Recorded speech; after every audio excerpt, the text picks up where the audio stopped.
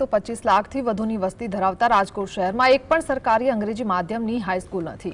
ધોરણ 9 થી 12 ની એક પણ સરકારી અંગ્રેજી માધ્યમની શાળા નથી। માત્ર 4 ગ્રાન્ટેડ શાળાઓ છે જ્યાં પ્રવેશ મર્યાદિત છે। મધ્યમ વર્ગના પરિવારો 80,000 થી લઈને 1 લાખ રૂપિયા સુધીની ખાનગી શાળાની ફી ભરી શકતા નથી। જાગૃત નાગરિકો દ્વારા સરકારી અંગ્રેજી માધ્યમ હાઈસ્કૂલ શરૂ કરવા અભિયાન ચલાવાયું છે। શિક્ષણ વિભાગ, શિક્ષણ મંત્રી તેમજ મુખ્યમંત્રી સુધી રજૂઆતો કરવામાં આવી છે।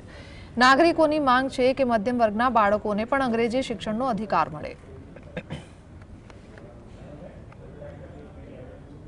બિલકુલ નથી, બહુ તકલીફ છે બધાને।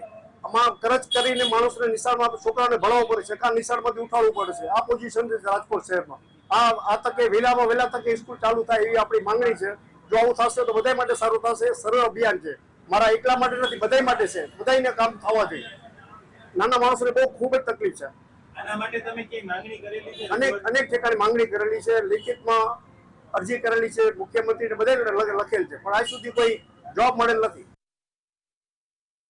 રાજકોટ શહેરમાં સરકારી શાળા ધોરણ 9 થી 12 ની અંગ્રેજી માધ્યમની એક પણ નથી। તો આજના સમયમાં અંગ્રેજીનો જમાનો છે, અંગ્રેજી શિક્ષણનો જમાનો છે। તો આજના સમયમાં કેવી રીતના બાળક આગળ વધશે અંગ્રેજીમાં, સામાન્ય વર્ગના બાળકનું શું થશે, આમાં કેવી રીતના આગળ વધશે ગુજરાત, કેવી રીતના આગળ વધશે ભારત। તો અમારો ખાસ મુદ્દો આ જ છે